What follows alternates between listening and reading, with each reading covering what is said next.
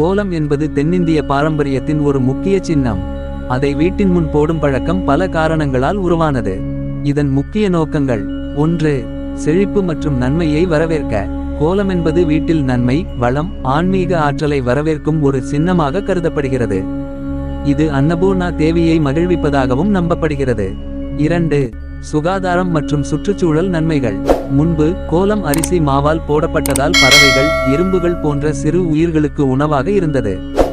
சுற்றுச்சூழலின் உயிர் வலையமைப்பை சமநிலையில் வைத்தது. வீட்டு முன்பகுதியில் சுத்தம் காக்கும் பழக்கத்தை ஏற்படுத்தியது. 3. கலையும் ஒழுங்கும். கோலம் ஒரு கலைவடிவம். அது மனதை ஒருமைப்படுத்தி கவனத்தை அதிகரித்து மனநிம்மதியை தரும். 4. மனநலம் மற்றும் நாள் தொடக்க நன்மை. காலை எழுந்தவுடன் கோலம் போடுவது மனதை அமைதியாக்கும். கட்டுப்பாடு, பொறுப்பு, ஒழுங்கு ஆகியவற்றை உருவாக்கும்.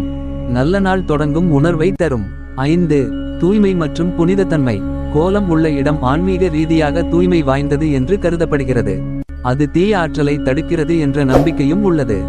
6. வீட்டின் அழகு. வீட்டின் முன்புறம் அழகாக தெரியும். வருபவர்களுக்கு வரவேற்பு உணர்வை தரும். கோலம் என்பது அழகு, சுத்தம், ஆன்மீக நன்மை இவைகளின் நல்வாழ்வுக்கான சின்னம்.